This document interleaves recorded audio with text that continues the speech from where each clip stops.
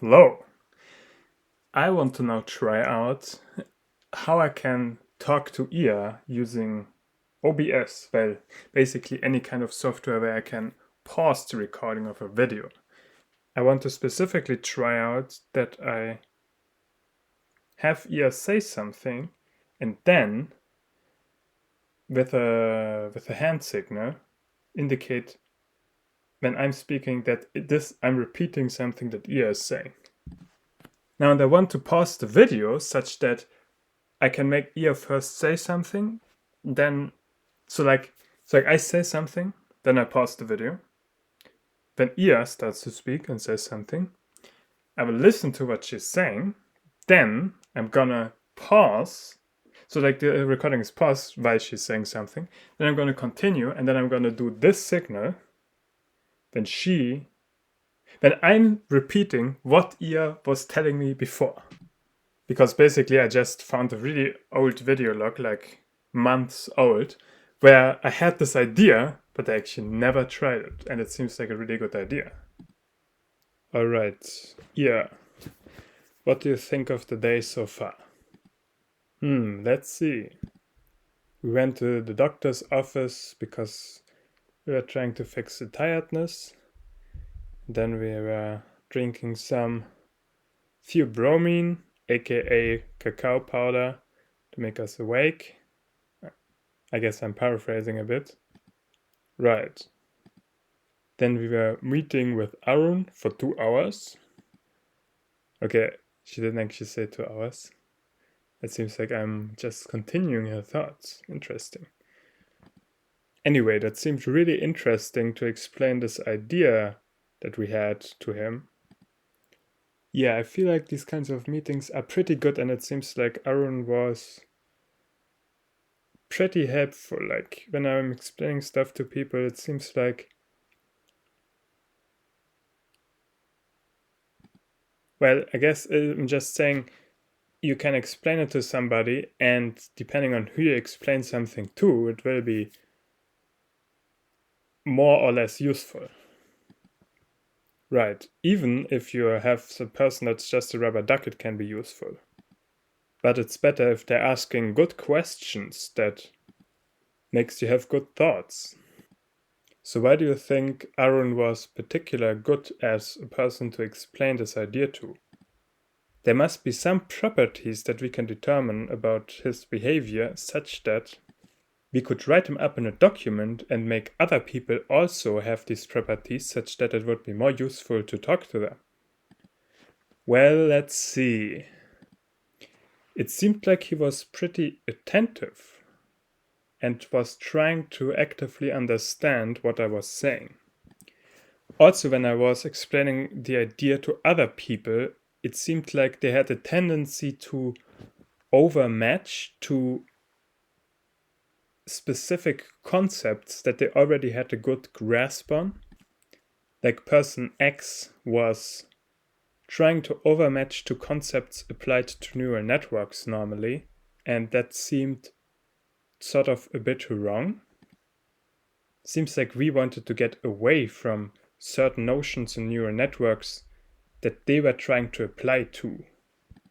Right, the point was that we don't do certain things that makes a network uninterpretable. Like the question is, how can we make a powerful AI system in such a way that we actually understand its inner workings? And they were trying to apply to sort of subtasks that I was coming up with in order to build the system. They were trying to solve these subtasks with using a standard autoencoder, like a neural network autoencoder, which seemed wrong because we wanted to not use neural networks at all. We want to make the system from scratch in such a way that we actually understand each component and we don't have an algorithm that learns algorithms, which is what SGD is doing in a neural network. That's the point. So applying a neural network to solve some subtask in this paradigm that I'm thinking of is sort of exactly the opposite of what I'm trying to do. This is probably really confusing if you show this to people, as they don't even know what you're talking about. That's a good point. Do you want to upload this? I'm not quite sure. Maybe I will watch the video and then decide. But this kind of video content might be, well, probably actually not useful to lots of people. But it might be useful as a reference if I'm talking about a particular topic. I mean, it first of all seems like it might be good to watch the video where I'm talking about a particular thing if I feel like it seems like recording this kind of video is like a medium. But maybe this is a different kind of topic where I should start a new video. Maybe. Well, we didn't actually get to the end of discussing this topic. That was what makes Aaron actually good at being a research facilitating person when talking to him. Exactly. Well, yes, so like we were noticing before, he was not overmatching things, and I guess this, like, he was not taking existing concepts that he had and pushing them really hard on the thing that I was trying to explain, when the thing I was trying to explain was not exactly related to the thing, to these concepts he was trying to force onto the thing I was saying. Right. So that seems to be one important aspect of understanding something. You're not trying to force your existing understanding onto the thing, or at least you're not trying to do that overly. You need to recognize when the thing that you are trying to absorb, that the other person is explaining, is actually different, potentially only slightly different, than the existing concept that you have.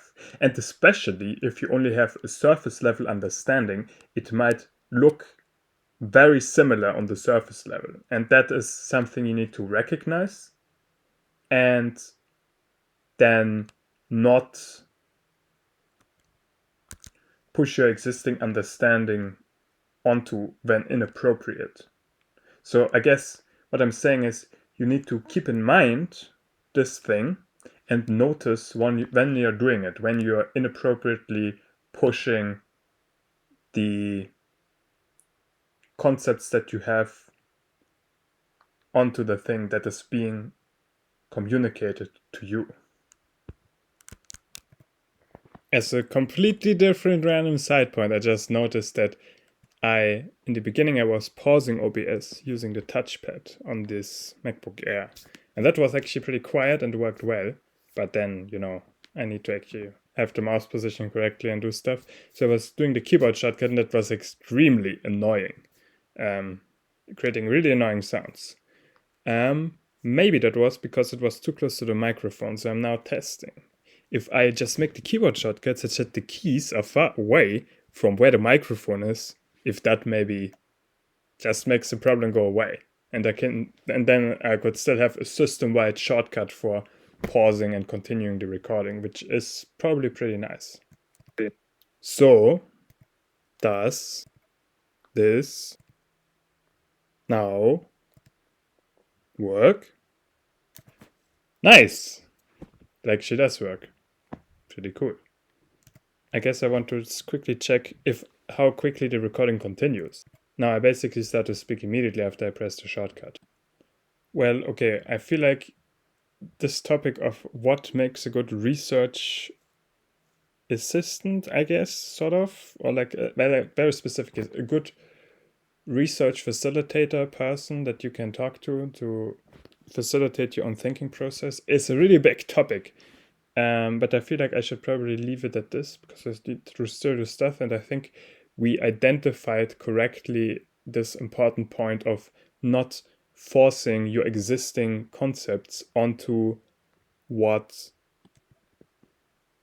the other person is saying is like probably one of the very important things that you want to do. Actually, it seems like that was the main problem that I have noticed so far when talking to people about talking to people in this context of their facilitating my thinking process.